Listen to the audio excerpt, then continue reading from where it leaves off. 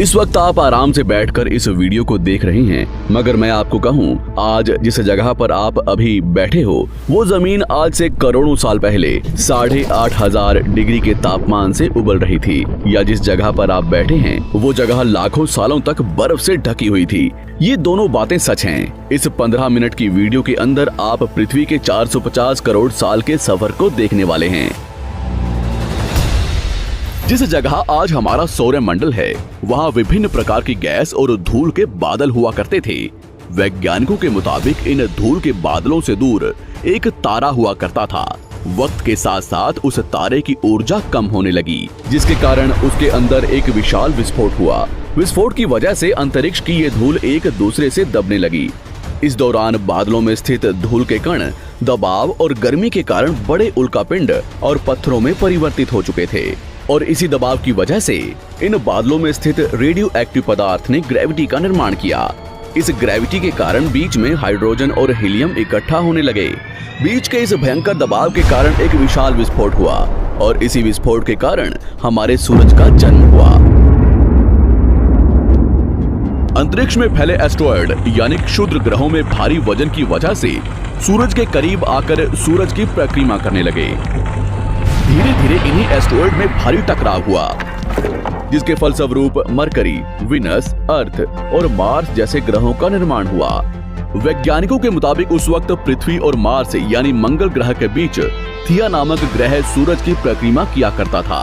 पृथ्वी पर ग्रेविटी होने की वजह से सूरज की परिक्रमा करने वाले एस्टेरॉयड अब पृथ्वी की परिक्रमा करने लगे, और धीरे धीरे करोड़ों सालों तक ये पृथ्वी पर गिरते रहे। और ऐसी घटना हमारे पड़ोसी ग्रह थिया पर भी हो रही थी, जिसके कारण थिया पृथ्वी के और करीब आने लगा और आकर पृथ्वी से टकराया। इस भयंकर टकराव की वजह से पृथ्वी के हिस्से कणों के रूप में अंतरिक्ष में फैल गए और एक रिंग्स की तरह पृथ्वी की परिक्रमा करने लगे। इन्हीं परिक्रमा करते हुए कणों में टकराव होने लगा, जिसके कारण हमारे चांद का निर्माण हुआ। उस वक्त पृथ्वी पर सिर्फ एक ही समुद्र हुआ करता था, और वो था 1900 डिग्री सेल्सियस की तापमान पर उबलते हुए लावे का। उबल रही थी वो सारी चीजें जिसे आज आप अलग अलग नाम से जानते हैं। वक्त के साथ साथ पृथ्वी धीरे धीरे ठंडी हो रही थी, जिसके कारण पृथ्वी के भारी तत्व जैसे धातु और रेडियो एक्टिव पदार्थ पृथ्वी के केंद्र में जाकर इकट्ठा हो गए, और हल्के पदार्थ पृथ्वी की सतह पर आ गए। लाखों सालों तक पृथ्वी पर उल्कापिंडों की बरसात हुई, और इन गिरते हुए उल्कापिंडों में जमा था नमक, मिनरल्स और पानी। करोड़ों सालों तक इन उल्कापिंडों की बरसात होती रही, और धीरे धीरे पृथ्वी की ऊपरी सतह पानी से ढकने लगी। वैज्ञानिकों के मुताबिक यही वो वक्त था जब दूर गहरे पानी के अंदर निकलते ज्वालामुखियों से पहली बार सूक्ष्म जीवों का निर्माण हुआ। लाखों सालों बाद एक वक्त ऐसा आया जब पृथ्वी की पूरी सतह पानी से ढक चुकी थी।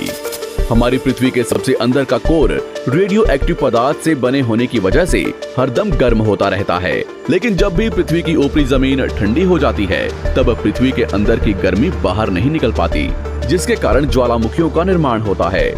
और उस वक्त कुछ ऐसा ही हुआ। पानी से ढकी हुई पृथ्वी पर हजारों की तादाद में ज्वालामुखी निकलने लगे, और आने वाले लाखों सालों तक इन ज्वालामुखियों का निकलना जारी रहा, जिससे पानी के ऊपर जमीन का निर्माण हो रहा था। इस वक्त भी पृथ्वी पर वातावरण ना होने की वजह से अंतरिक्ष से उल्कापिंडों की बरसात हो रही थी। आज से लगभग 300 करोड़ साल पहले पृथ्वी पर ऐसा वक्त आया जब पृथ्वी का वातावरण लगभग स्थिर होने लगा था। ज्वालामुखी निकलने धीरे हो गए थे, और पृथ्वी का एक दिन 12 घंटे का हुआ करता था।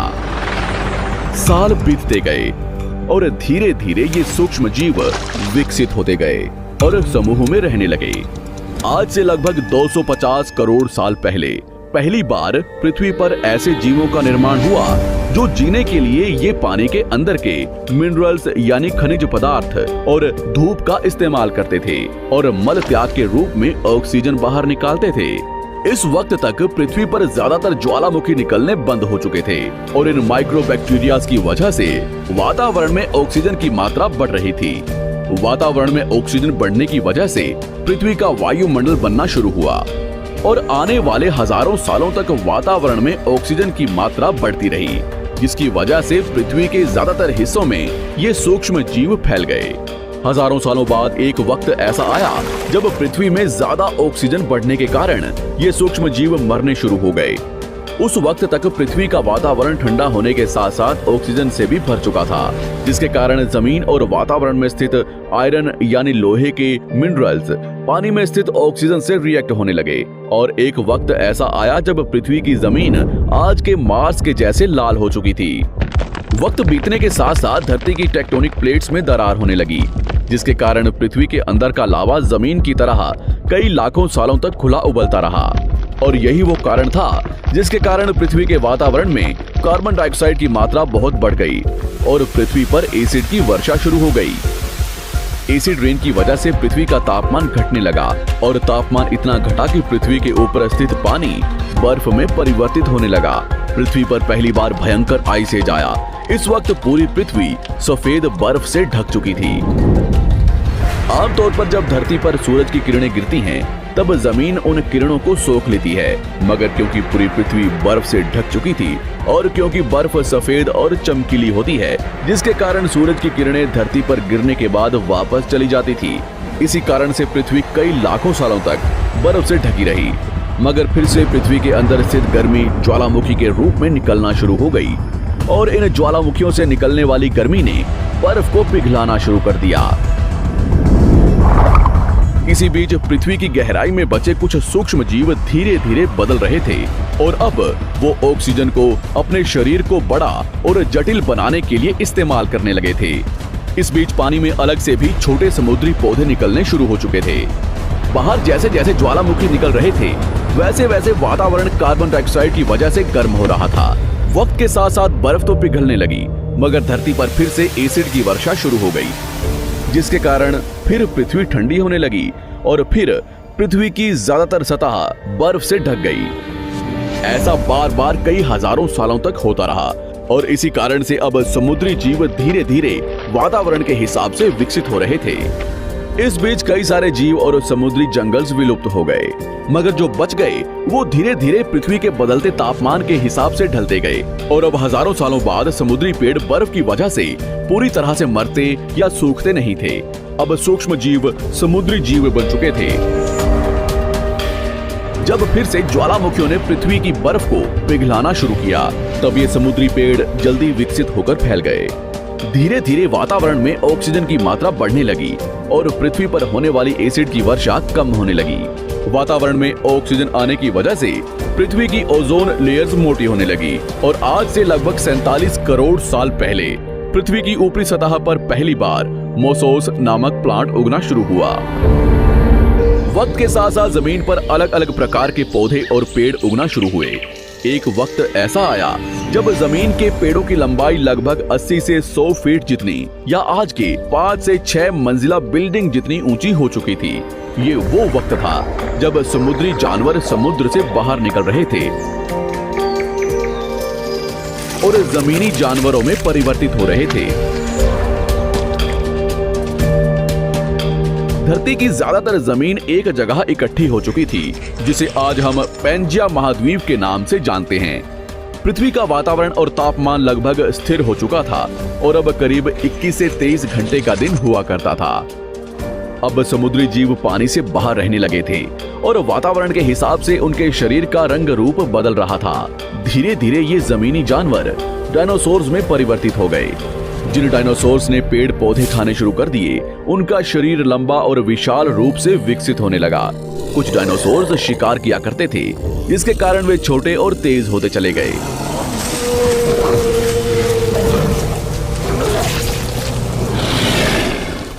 पृथ्वी की ऊपरी जमीन एक जगह इकट्ठी होने के कारण ज्यादातर जमीन रेगिस्तान और बंजर हो चुकी थी। ज्यादातर जंगल समुद्र के करीब हुआ करते थे, जिसमें डायनासोर्स रहा करते थे। आज से लगभग 20 करोड़ साल पहले पैंजिया महाद्वीप टूटना शुरू हो गया।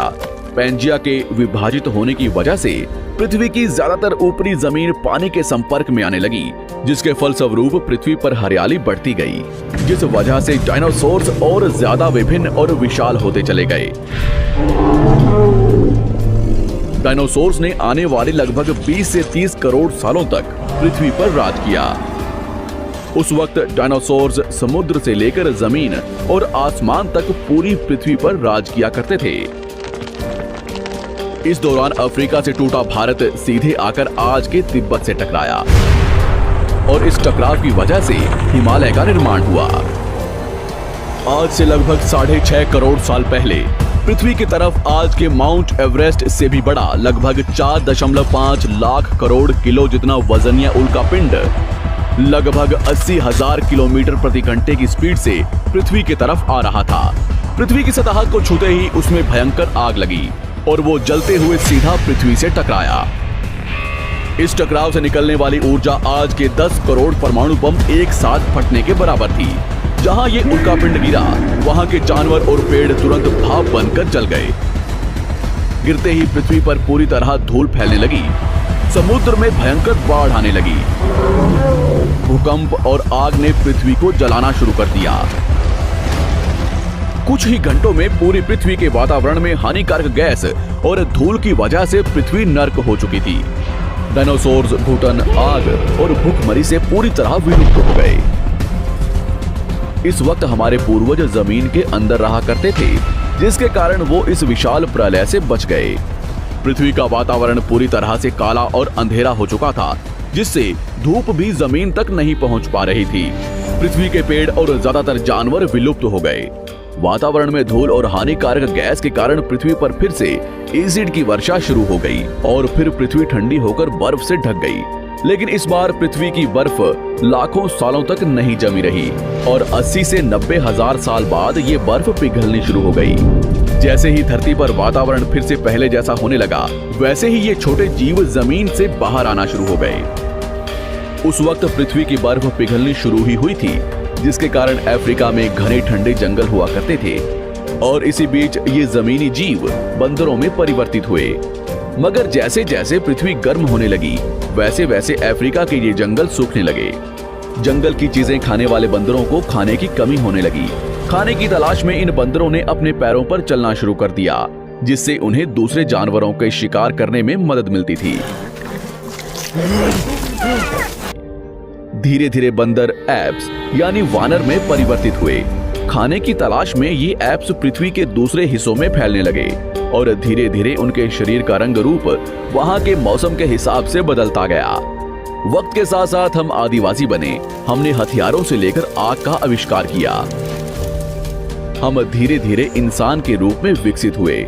हमने धर्म से लेकर परिवार, भाषा और संस्कृति का निर्माण किया और वक्त के साथ साथ हम विकसित होते चले गए और आज हम इस पृथ्वी की सबसे विकसित प्रजाति बन चुके हैं।